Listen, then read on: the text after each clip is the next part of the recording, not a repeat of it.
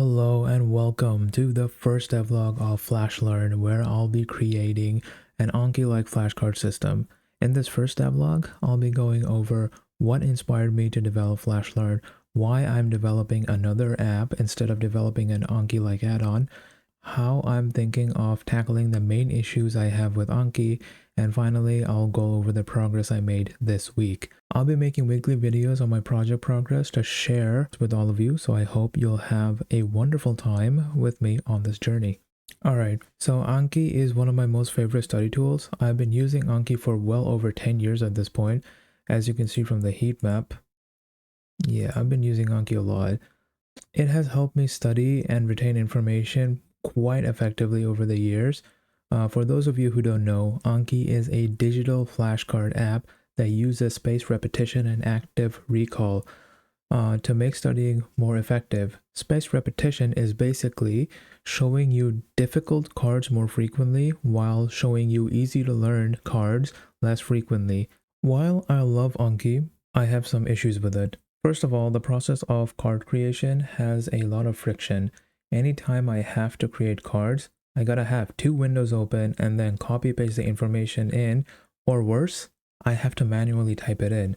For example, let's say that we're reading this Medium article on embedding-based retrieval for Airbnb search, and then maybe this is the text we want to create a card of. So I gotta copy this, go to Anki, and then paste it in, and then fill up the information and then add the card, which is a lot of work. And this friction is one of the reasons why I sometimes don't even want to open Anki to create the flashcards of the articles that I'm reading.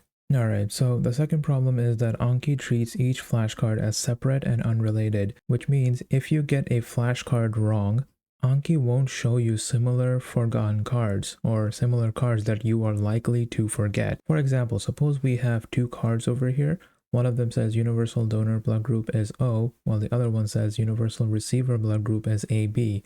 Now, suppose you're studying the first one.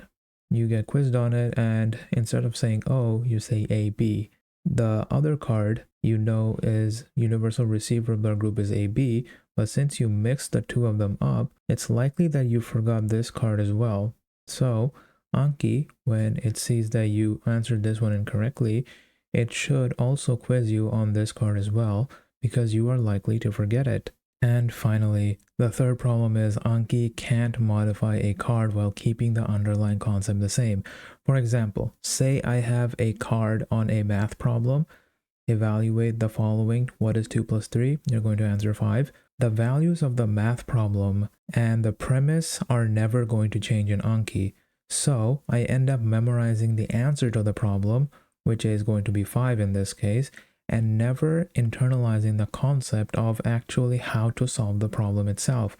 So it would be nice if Anki could look at this and say, hey, 2 plus 3, let's keep the addition concept the same and just change the values of 2 and 3. Maybe the same card with a different set of values could be 3 plus 4 equals what, and you would have to answer 7. Alright, so a quick recap. The main goals of my project are 1. Minimize the friction in creating cards. 2. Suggest similar cards I'm likely to forget. And 3. Keep underlying card concept the same, but alter the values when it comes to math and logic-based cards. Alright, since I'm developing this app for myself, I want it to streamline my card creation process. I mostly read articles online and from PDFs, both of which I do from a browser tab. So, I think integrating the card creation process into the browser itself is the best way of eliminating the switching I have to do multiple times between multiple windows. That means creating a browser extension. I have a rough sketch here. Imagine that you're reading an article on Medium about LLMs and next token prediction.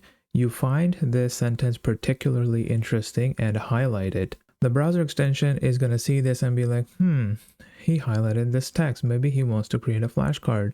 So it's going to show you a create card button, and once you click on this button, this form is going to show up where I can select the drop down to select which deck I want this card to belong to, and then the extension is going to use an language model and feed it this sentence and suggest me some flashcards that it think might be appropriate. For example, in this case, the language model might suggest LLMs are pre-trained with something called blank, and then the back is going to be next token prediction. As for the source is going to be whatever the URL is for this article. So if I ever need to reread this article, I can quickly visit it. If I'm reading a PDF, the source will contain the name of the PDF and the page number of the PDF. Alright, as for the second problem, I need a way to establish a relationship between the different cars that I have. I'd have to do more research on this, but initially, I'm thinking of just using simple heuristics to show a connection. For example, I could use when the card was created, what tags does a card have, when is it due, what deck does it belong to, and what state the card is in, and so on. Later on, as I gather more data about my studying habits and patterns, I can train a custom recommendation system. The system is going to use machine learning algorithms to take forgotten card as input and then predict a ranked order of other cards I'm likely to forget as well. Say for each forgotten card, the system will suggest me 5 more cards I'm likely to forget. And finally, the third problem. This is probably the trickiest of them all. I'm not quite sure how to solve this problem. My initial idea is to use some sort of generative AI. I think what I'm going to do is I could prompt an LLM with the base card and then have it alter the math problem with different values or have it word the problem differently. As you can see here, I've tried it with Claude 3.7 Sonnet and it did a pretty good job. The problem is I'm worried about the cost of inference, and there should be a smaller and more cost-effective model, like using open source models from Qwen or Llama or Gemma. Now that I've gotten all that out of the way, let's talk about my project. For now, I'm calling it FlashLearn. For my tech stack, I'm going to be using the following. I'm going to be using Go programming language for my backend. I am a complete beginner to Go. After doing a lot of research online and comparing it to the performance of Python, which I'm really good at, I decided to go against Python and use Go. The main reasons are, number one, Go is compiled while Python is interpreted, which means that Go is much faster than Python, and Go is statically typed, unlike Python. So a lot of errors are going to be caught during compile time, which makes maintaining the backend a lot easier and makes development a lot easier. For my front end, I'll be using React with TypeScript. React is widely used for developing websites and web apps. I'll be using it to develop both the website and the Chrome web extension. As for TypeScript, I choose it over JavaScript because it enforces type safety, unlike JavaScript, which is dynamically typed. So the same reason as choosing Go over Python. For my AI needs, I'm still undecided. For now, I've experimented with Gemma 3 and it seems to work out quite well, but I'll decide on a specific model when I get to that stage in the development. Other than that, I decided to enforce 3 rules when I'm developing this project. The first is choose simplicity over anything else.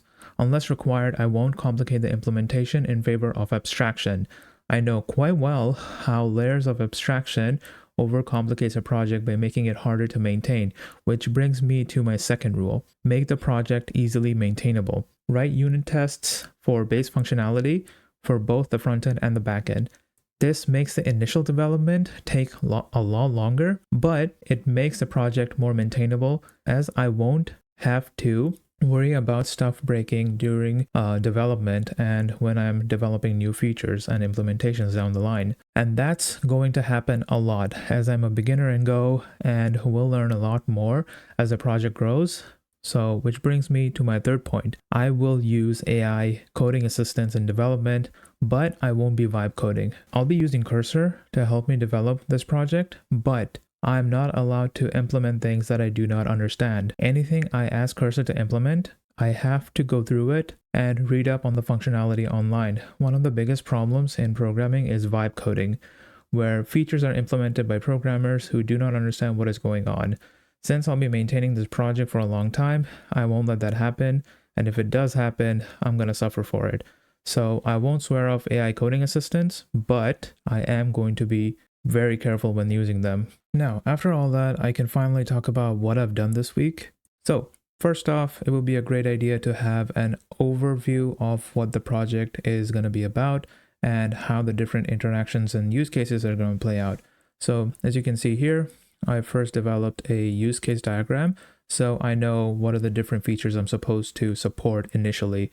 And this week, I decided to focus on the simplest one, which is going to be managing a deck. Now, what is a deck? A deck is a collection of cards related to a specific subject. There are a few ways a user might interact with these decks, and in this document, I outlined a few of these use cases. So some of these use cases are when a user visits a website, I need to get a list of available decks.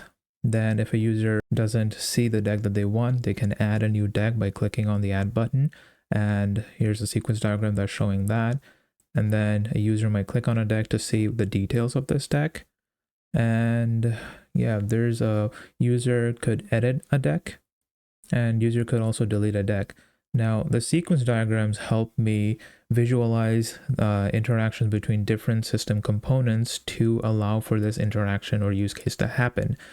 All right, so now that I know at a high level how the different interactions are going to happen, I decided to get started on the database layer and start developing the database.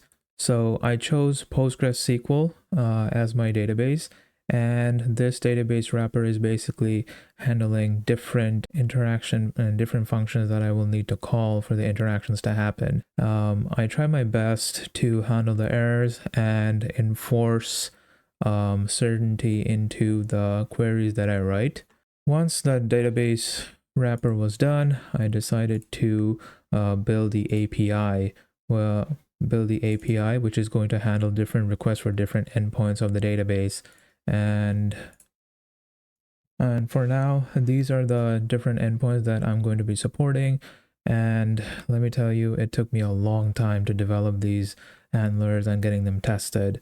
Like, just look at how big this test function is. Yeah, so after testing all of these and testing it manually, I decided to document the different endpoints using OpenAPI. I did this because I wanted to have a concrete documentation of the different endpoints and what they're supposed to be doing, what kind of responses I'm going to be getting, and so on. So this will help with the maintainability of the project. All right, now that I've developed the backend and I can handle the API requests, it's time to see what the front end looks like. So let me just open that up. So yeah, here's the front end for the website. I know it doesn't look particularly beautiful because I'm mainly considered with developing the functionality, not to make it more beautiful. So excuse that for a moment. But yeah, this is the home page, and as you can see here, I have created a couple of decks that you can see over here. We can also create a new deck, which will say, let's see, biology, and maybe a list of decks that's related to 9-grid biology, submit, and yeah, so it's shown over here. I've also alphabetically sorted them, so it's easier to find the decks. And then we can go into one of the decks and then see when it was created, the last update date, when it was last studied, and so on. I haven't implemented the functionality for studying or adding cards. Yeah, but you can edit the cards. So instead of 9th grade, let's say this is 10th grade, submit, and it should update over here.